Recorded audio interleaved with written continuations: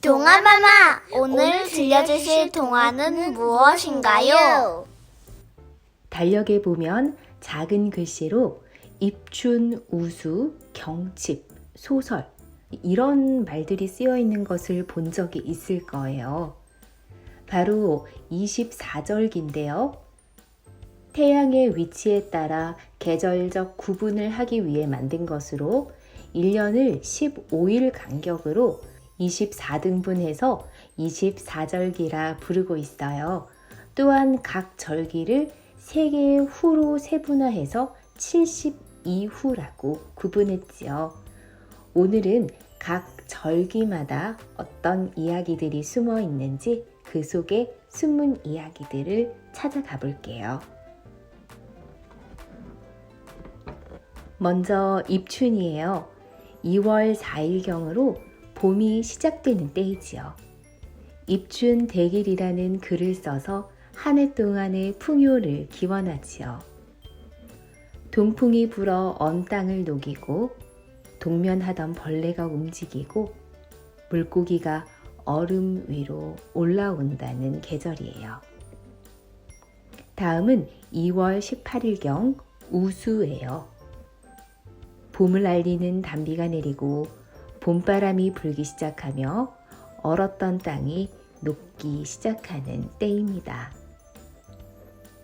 수달이 물고기를 잡아다 늘어놓고 기러기가 북쪽 고향으로 날아가며 초목에는 싹이 트지요. 봄의 절기 중 3월 5일경은 경칩이에요. 겨울잠을 자던 동물이 깨어난다는 뜻으로 날씨가 따뜻해서 싹이 돋아나는 때지요.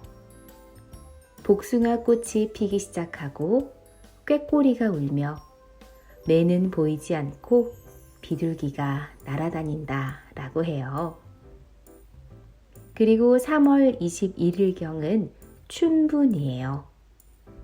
밤과 낮의 길이가 같고 1년 중 농사일을 하기에 가장 좋은 때이며 기온이 급격히 올라가지요. 제비가 남쪽에서 날아오고 천둥 소리가 들리고 비로소 번개가 치는 계절입니다. 4월 5일경은 청명이에요. 날이 풀리기 시작해서 화창해지기 때문에 청명이라고 하고 야외 활동이 늘어나는 시기지요. 오동나무에 꽃이 피기 시작하고 들쥐 대신 종다리가 나타나고 무지개가 나타나기 시작하지요. 4월 20일경은 고구예요. 봄비가 내려 곡식이 윤택해지는 때로 나무에 물이 오르고 한 해의 풍년을 기원할 때지요. 부평초가 생기기 시작하고 산비둘기가 날개를 치며 울고 뻐꾸기가 뽕나무에 내려앉는다는 계절이에요. 이제 여름의 절기로 넘어가 볼게요.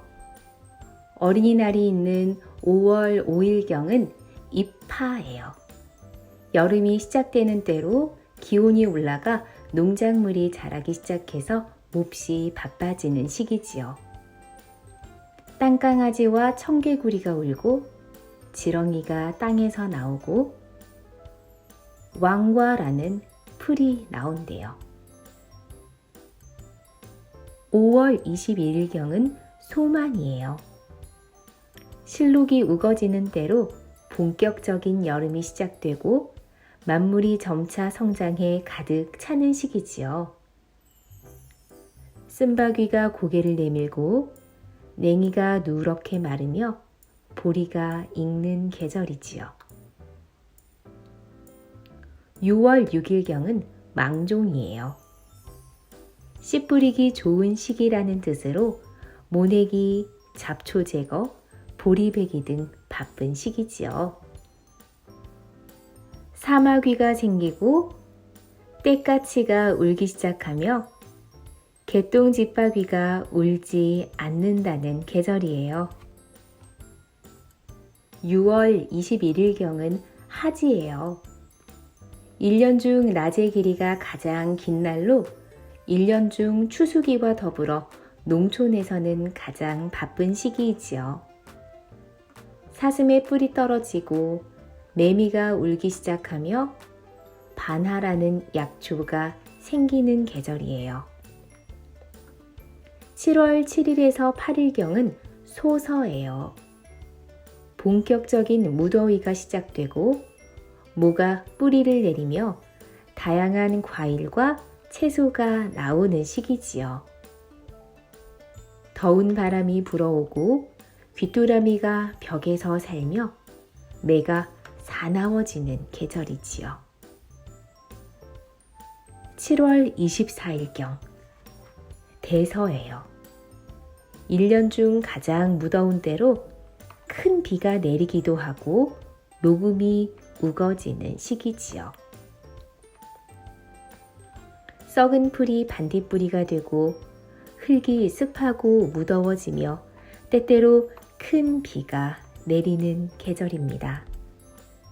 이제 가을의 절기로 넘어갈게요. 8월 8일경에서 9일경은 입추예요. 가을이 시작되는 때로 참깨와 옥수수를 수확하고 밭에는 김장용 배추와 물을 심는 계절이지요. 서늘한 바람이 불어오고 흰 이슬이 내리며 쓰르라미가 우는 계절입니다. 8월 23일경은 처서예요. 더위도 한풀 꺾이면서 신선한 가을바람이 불어오기 시작하지요. 그리고 벼가 익어가는 시기입니다. 매가 새를 잡아 늘어놓고 천지가 쓸쓸해지기 시작하며 논에서는 벼가 익는다 라고 해요. 9월 8일경은 백로예요. 백로는 이슬이 맺히는 때로 일조량이 많아서 곡식이 여무는 데 좋고 가을의 기운이 완연해지지요. 기러기가 날아오고 제비가 돌아가며 새들이 먹이를 저장한다. 9월 23일경은 추분이에요. 밤과 낮의 길이가 같아지는 때지요. 곡식이 여물고 과일이 익어가는 시기로 추수를 시작합니다. 천둥 소리가 그치고 동면할 벌레가 흙으로 창을 막으며 땅 위의 물이 마르기 시작하지요. 10월 8일경은 한로예요.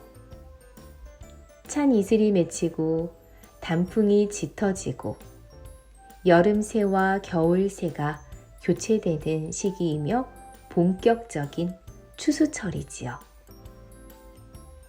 기러기가 초대를 받은 듯 모여들고 참새가 줄어들고 조개가 잡히며 국화가 노랗게 피는 때입니다. 10월 23일경은 상강이에요. 기온이 내려가고 서리가 내리기 시작하며 농촌의 가을 거지가 한창인 시기지요. 승냥이가 산짐승을 잡아 늘어놓고 초목이 누렇게 변하며 동면하는 벌레가 땅속으로 숨는다는 계절입니다. 벌써 겨울이에요. 11월 8일경은 입동이에요. 겨울이 시작되는 때로 풀과 나무들은 성장을 멈추고 동물들도 겨울 준비를 시작합니다. 물이 얼기 시작하며 땅이 처음으로 얼고 꿩은 줄어들고 조개가 잡힌다는 계절이지요. 11월 22일에서 23일경은 소설이에요. 첫눈이 내리며 모든 농사일도 끝내고 김장을 담그는 시기지요.